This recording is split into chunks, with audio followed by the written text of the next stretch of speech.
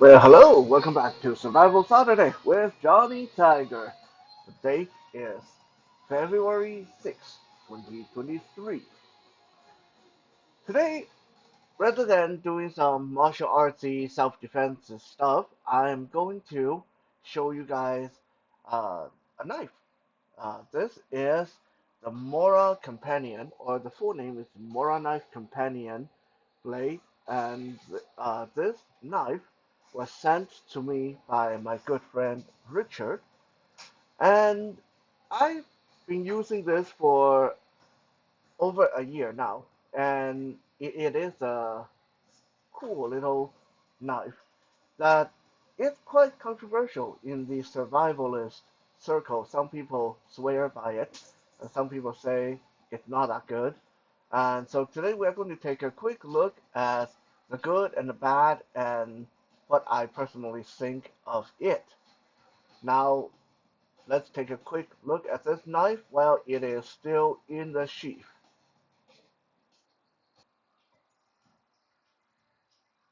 The Mora Companion knife comes with a plastic sheath that has a belt clip that can clip securely onto your belt.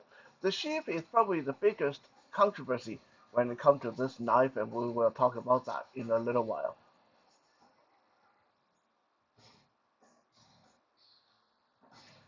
It is a knife that was made in Sweden and has a lot of things about it that is a little bit different from a lot of the other knives that is on the market. Primarily, it is one of the better knives that you can get in the less than $20 price range. It is an amazingly cheap knife that can do a lot of work for you. On the top part of the sheath, just above the handle of the knife, there is a little push point, a little ledge that you can easily put your thumb against to one hand draw the knife. Very simple, very easy to do. Once out of the sheath, the blade is about 4.1 inches long, has a rubberized, very utilitarian handle that makes the entire length of the knife just about 8.6 inches. So it is not a tiny, tiny knife, but it is not like a gigantic knife that's going to freak people out either. And it has a relatively compact and slim profile, so you can put it in your backpack or luggage without it being in the way of too much of an inconvenience. The blade is quite wide in profile and it has a single edge, drop point, and a very interesting Scandinavian style grind. Now, for those of you who are not really into all the technical terms of knives, I'm going to try to keep this as understandable as possible. The grind on this knife is unique in that when it tapers down toward the blade, it tapers all the way down to the cutting edge rather than having a secondary taper close to the edge like a lot of the normal knives we get these days. This means that this can cut very, very well and is very easy to sharpen without you having to worry about uh, different angles to strike it against the whetstone and stuff like that. It is a very easy to sharpen knife, and when you cut, it will cut very, very deep.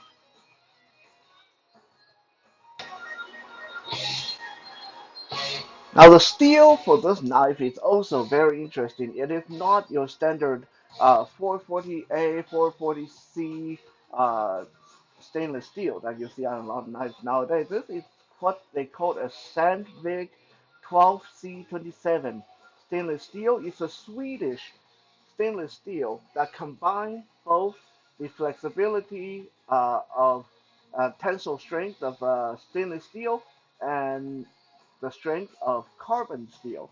So it has the best of both worlds. It is not like a super high-end steel, but it is definitely nowhere near the bottom of the rung. So for $20, you are getting some really good steel on a really well designed knife here. Speaking of design, this is probably where this knife is at both the same time lacking and done quite well. First of all, this is a very simple, very normal looking knife. Like this is almost a boring looking knife. Rubber handle and a straight, like uh, very stout kind of draw point, almost kitchen knife style blade. Nothing fancy here, so this is not a knife for you to take out to the wilderness and pretend that you are Rambo or some badass special forces guy. This is not a knife that you can carry on your belt and everyone look at you and think that you're some kind of ninja master or some kind of ultra badass survivalist. No, this is not a knife for look. This knife is very simple looking. Like I said, almost boring to some people. But in some ways, that is the strength of this knife. This is a knife where I can take it out to go camping and to go hiking, and I know it is strong and tough enough and sharp enough to do almost anything I need it to do. At the same time, it's not a fancy knife that I'm going to feel that it's going to break my heart if it get dirty or get a chip on the blade or get a smudge on the handle. It's not a knife that I worry about polishing up so it can look good hanging on the wall. It's purely a workhorse of a knife, and for that, it does very, very well.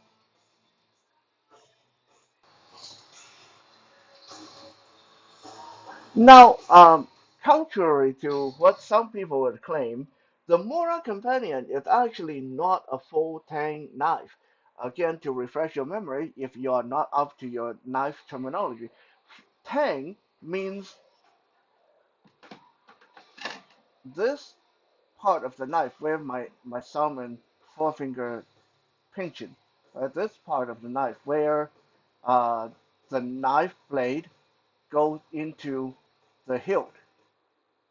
Okay, the tang is a part of the knife blade that form the hilt or go inside the hilt.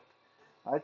So most of the time, the best kind of knife, best kind of weapon, sword, whatever we want, is full tang. It means the entire hilt is either made of the same piece of metal of the blade, or uh, the hilt is formed by putting some material like rubber or bone or wood directly over the same piece of metal.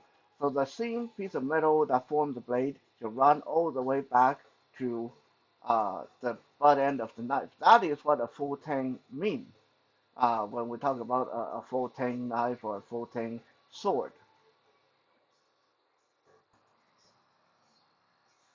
Surprisingly, the Mora Companion is not a full-tang knife. I'm not going to dismantle the knife so we can see it, but the hilt, the metal actually only run to about three-quarters of the way of the hilt. So it's still better than half tang, but it's not quite full tang. Now, some people will say this is something against this knife, but to this day, I have not really heard of anybody breaking this knife or the knife come loose from the handle because of that. So three-quarter tang for a small, relatively small hunting knife, a camp knife like this seem to be just fine. Although personally, I would definitely still prefer a full tang knife, just because it's a full tank, it's going to be better than a three-quarter tank any time of the day. But in the case of this knife, it seems to have not impaired the functionality of the knife itself. Now, what does knock this knife down a notch somewhat? And like I said, it's less than $20 knife, so you have to sort of expect there got to be corner cut somewhere. It's a sheath. The knife comes with this plastic sheath that honestly, what's this? This look almost like plastic from one of those traveling toothpaste or traveling toothbrush. It's molded plastic with a belt clip on it, but the whole thing just feels really light and really cheap. And the problem with it, I mean, I haven't tried this, but it wouldn't surprise me if you drop this sheep on the ground, or if you happen to sit on it or step on it by accident, the sheep is probably going to crack wide open and break. So as far as the sheep go, this is not a good sheep, in my opinion. I prefer my knife to at least have uh, a leather sheath or a vinyl, one of those cross-edge sheaths that Cold Steel like to use for their knife. I like those. But a molded plastic sheath like this is so light and cheap feeling. I feel that this detracts from the knife more than anything else on this knife. But yeah, like I said, corner has to be cut somewhere, and the sheath does hold the knife pretty securely. And the advantage of the sheath is because it's so wide, you can actually put the knife in one-handed. Like even for me, I'm doing this on video. I'm not even looking. I can't look anyway. I'm totally blind, as you guys know. But I can draw this knife from the sheath and I can put it back in one-handed, no problem, because of how loose the sheath is. Now, once you push the knife in like this, it will click in place and it's pretty secure. I mean, I don't. I wish I can tell you I never had this come loose once, but I had. Okay, the one time I carried this knife sort of upside down, handle down, like I guess like a commando style, on my vest, and I bent over to do something, and then the knife actually slid out of the sheath, and I almost stabbed myself in the stomach. So this is just a cautionary tale that when you carry this, because there's no strap around the knife, there's no strap holding the knife in. So be careful, okay? When don't carry this knife upside down, because sometimes all it takes is a jolt or something like that, and it will click loose. And when it click loose, because the sheath is so loose, the sheath has no retention whatsoever, and when it comes loose, it will do that. It will pop right out. Okay, so carry this knife the normal people way. Don't try to be cool like I did. So how good does this knife function exactly? Well, we are going to, before the end of the video, let's do some quick cutting test. Like I said, I've used this for about a year for all kind of utilities around the house, and it's performed admirably. It's a nice and sturdy knife, a very good utility knife. So here we have chopstick from Chinese restaurant. So with this knife, we can definitely uh, cut something like wood or opening up packages like this.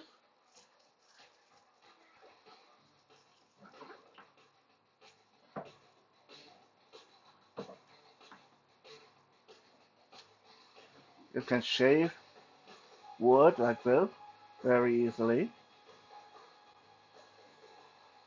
like that. Now, I can definitely use it to chop as well, but because I didn't set down a cutting board, I don't want to mess up my counter, so we're not going to do that.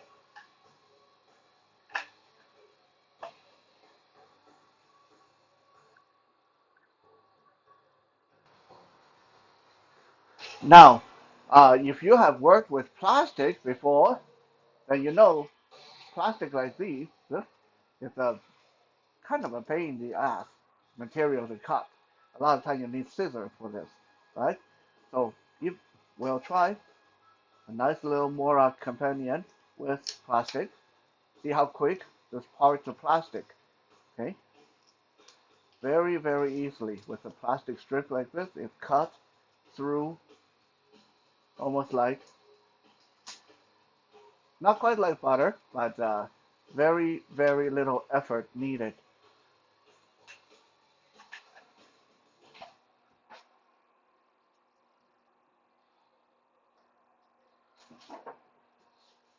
And we have this plastic sheet. Yes, this is the same kind of plastic sheet I used to uh, do my artwork on.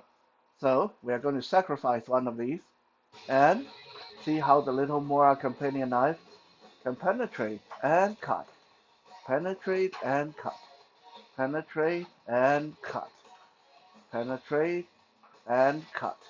Very, very easy.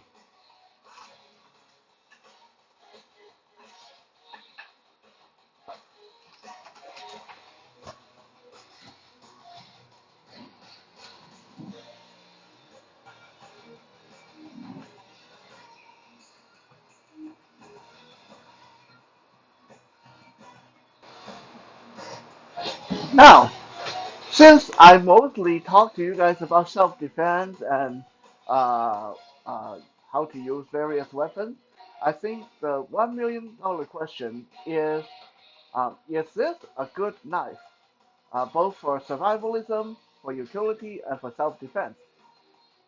For utility, I think we already proved that this is a great knife. Like if you want to use, if you got this knife, so you can do things around the house and around the campsite and go hiking or whatever, this is a great knife. And for utility, it's a heck of a good knife, especially like I said, under $20 for something like this. It's awesome. It's an awesome little knife. Feels really good in hand. The rubberized handle will prevent it from slipping. The spine is thick enough for you to rest your finger on and apply leverage. You can even trans- change your grip to the standard kitchen knife grip with your finger pinching the blade like this, and there's still plenty of room for the cutting edge to work, uh, for you to dice and chop vegetables and fillet fish or work with meat, cutting up a chicken or something like that.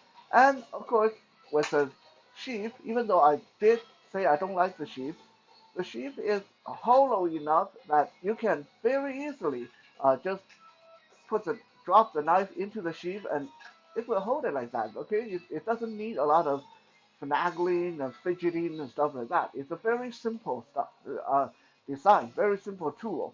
This is a tool. Okay, it's definitely a tool. It's not meant for you to pretend that you are like a special forces soldier or something like that. It's not for impressing other people. However, now the question is it good for self-defense? Well, first establish self-defense is not getting yourself into a knife fight. A knife fight, as I've said many, many times, knife fight is for Hollywood. In today's day and age, most people, like unless you do something really, really weird, the only kind of knife fighting you will do is either at a circus or at a martial art competition or exhibition, which you wouldn't be using a knife like this. With that said, for self-defense, yeah, I mean, I always say any knife can be used for self-defense. Even a box cutter, even an exacto knife can be used for self-defense. So anything can be used for self-defense if you know what you're doing. Now, is this a good knife for self-defense? Well, it's a knife with a sturdy 4-inch blade, super, super sharp, very pointy, feel very secure in the hand, and you can get a couple of different grips into it, and switching grips feel very easy. Now, you won't be able to do some fancy stuff like finger over the guard like this. No, no, because there's no notch there for your finger. There's no guard between the knife blade and the hilt, so which means you most likely you wouldn't want to use this to parry another knife because your finger is going to get cut off. Okay, so there's no guard to speak of. There's no real pommel to strike your opponent with. Uh, it's just like kind of hollow feeling plastic back here on the pommel. I guess if you hit someone hard enough, it still hurt, but most likely it's going to just piss them off, I think. Um, so it's not made to be any kind of a fighting knife or combat knife, but if you need to defend yourself with a knife against a wild animal or a wild person, there's a lot of steel here. So it's a nice sharp knife that's going to be better than nothing in the end. Okay, this is what I'm going to say. Better than nothing, and it feels secure in the hand, feel good in the hand, and there's a lot of steel there. So you it probably will be good for your self-defense, but it's not made to be a fighting knife. Thank you for checking out today's episode, and I'll be back again later for a more peaceful kind of episode with Soul Search Sunday. For now, thank you and have a good day.